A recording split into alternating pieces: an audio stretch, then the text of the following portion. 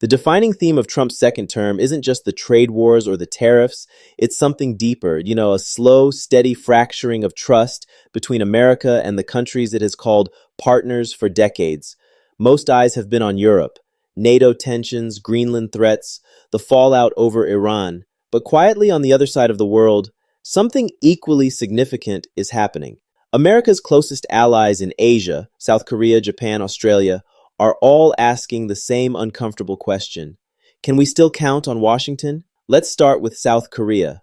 The trouble didn't begin with Trump's second term. It started in his first, when he pursued a personal diplomatic relationship with Kim Jong-un, leaving Seoul on the sidelines of its own security crisis. Then came the demands. Trump pushed South Korea to nearly quintuple its financial contribution toward the 28,000 American troops stationed on its soil. That dispute was eventually settled under Biden. But Trump 2.0 brought fresh wounds.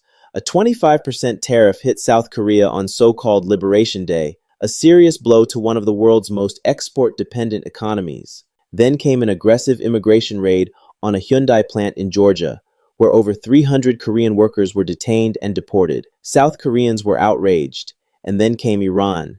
When Trump called on allies to help reopen the Strait of Hormuz, South Korea refused.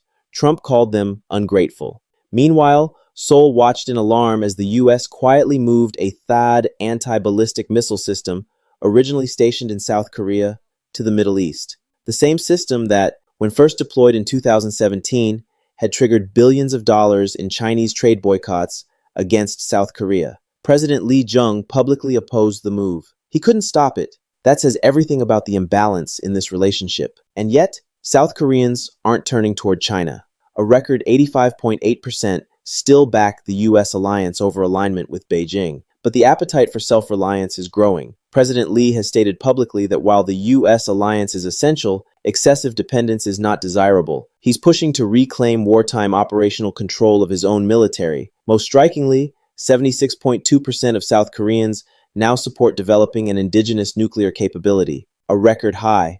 Japan tells a very similar story. Trump's tariffs blindsided Tokyo, just as they did Seoul. Japanese officials were frustrated by Washington's muted response when a territorial dispute erupted between Japan and China after Prime Minister Takaichi made comments in support of Taiwan. Then came the Iran war, deeply unpopular in Japan and practically off-limits for military involvement under the country's pacifist constitution. Takaichi tried carefully to explain to Trump why Japan couldn't send forces to the Middle East. That already tense conversation was then overshadowed by Trump's casual invocation of Pearl Harbor to justify not warning allies before striking Iran. That comment landed badly in Tokyo. The practical consequences followed quickly. The U.S. 31st Marine Expeditionary Unit, based in Japan, was deployed to the Middle East. Hundreds of Tomahawk missiles Japan had ordered from the U.S. were reportedly delayed. Washington was prioritizing its own war effort. And now there's a new anxiety in Tokyo.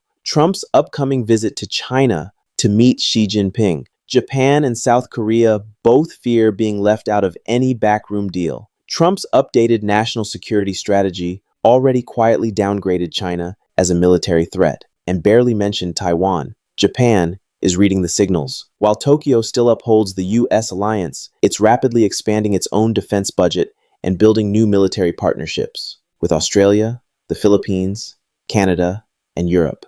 None of these alliances have collapsed. Seoul and Tokyo still consider Washington essential to their security, but the relationship has fundamentally changed. These countries are recalibrating. They're building their own capabilities. They're diversifying, and that's not just happening in the defense space.